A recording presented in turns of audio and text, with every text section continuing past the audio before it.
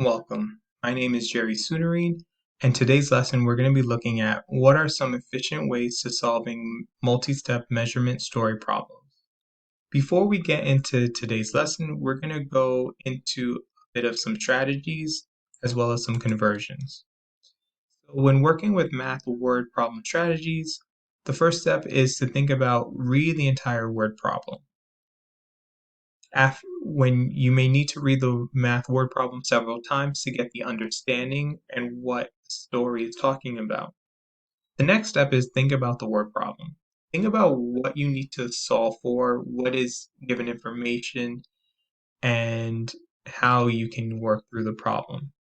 The next step is developing steps to get to that answer. So based on the information that you discover that's important and crucial, you want to get to understanding what formulas do I need, what strategies do you need, as well as maybe conversions that will be helpful to get to the answer. Another step is to draw a picture. Sometimes drawing a picture might be super helpful because it can help visualize not only for yourself but other students, and it allows for those types of learners. Last step is check your answer when you're done. So think about the answer that you received. Does your answer make sense? And we want us to be critical thinkers in understanding that maybe sometimes our answer doesn't work and we might have to reassess and look at something that we did in the process that might have caused us an error. Okay, and then the last thing we're going to be looking at is conversions for this lesson. We're going to be looking at just the first two, however, some other helpful conversions that are helpful in this unit to understand. Now we're going to get into our first problem. Sarah read for 1 hour 17 minutes each day for 6 days. She took 3 minutes to read each page. How many pages did she read in 6 days? So pause the video, read the question several times, collect the important information, develop steps in order to help you get to your solution. We're going to move on to the next slide where we will go through the steps and get to our final answer.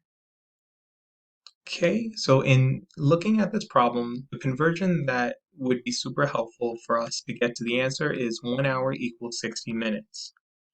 Over here, I provided some steps that will help us get to the answer and an explanation on why one step will lead to the next to lead to the next. The first step is to convert 1 hour 17 minutes into minutes. Then we're going to multiply the number of days with total minutes she reads each day.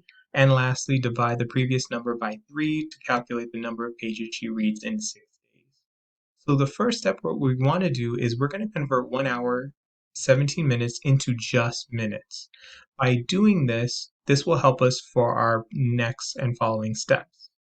So we know that 1 hour equals 60 minutes, so since we have minutes and minutes, we can combine like terms. 60 and 17 gives us 77 minutes. So we know that Sarah reads 77 minutes each day.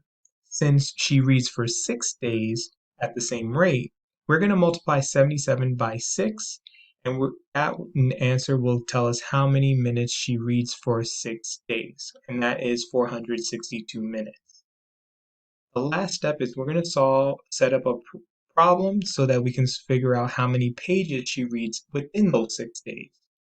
So since we know that 462 minutes is the total number of minutes she reads, and we know that 3 minutes in the problem, 3 minutes she reads for each page, we need to figure out how many pages that equates to. So P will be the number of pages Sarah reads. So when we set up our problem, 462 is equal to 3P. We do inverse operations to divide 3 on both sides, giving us P is equal to 154. The 3's cancel out. 462 divided by 3 is 154. Sarah reads 154 pages in 6 days. Okay. Next, we're going to move on to our next problem. Okay, so in this problem, we're going to be looking at grades 3, 4, and 5 have their annual field day together. Each grade level is given 16 gallons of water. If there are a total of 350 students, will there be enough water for each student to have 2 cups? So pause the video, think about strategies and other relevant information, conversions, and formulas that will be helpful for us in order to get to our answer. We're going to move on. So providing students with some conversions might be helpful, and one conversion that would be helpful is 1 gallon equals 16 cups. So here are the steps on this side. I'm just going to run through the steps and then go through each of the steps. That will be very helpful for students and to think about how we think through this problem.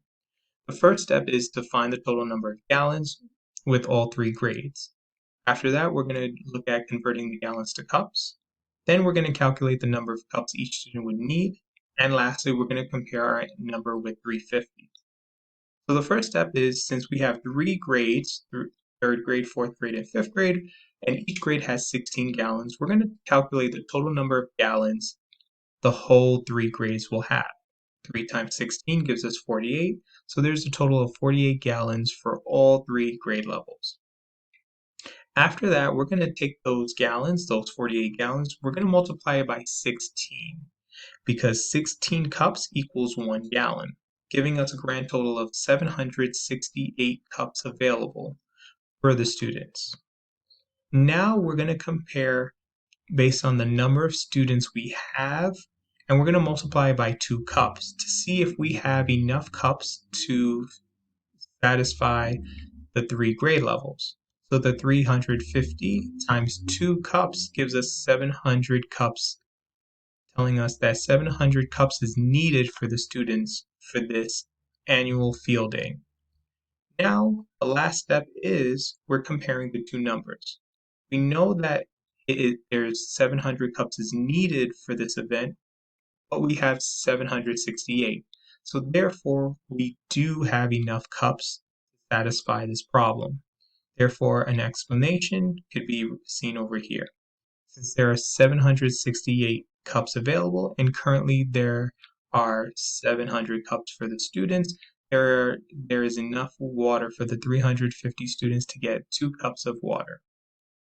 Okay, now we're going to move on to our summarization. So when thinking about what are some efficient ways for solving multi-step measurement story problems, the first thing we want to do is read the problem and develop a plan. Next, we want to know the conversions needed in the problem. And here is an example that will demonstrate that. Hope this was helpful and have a great day.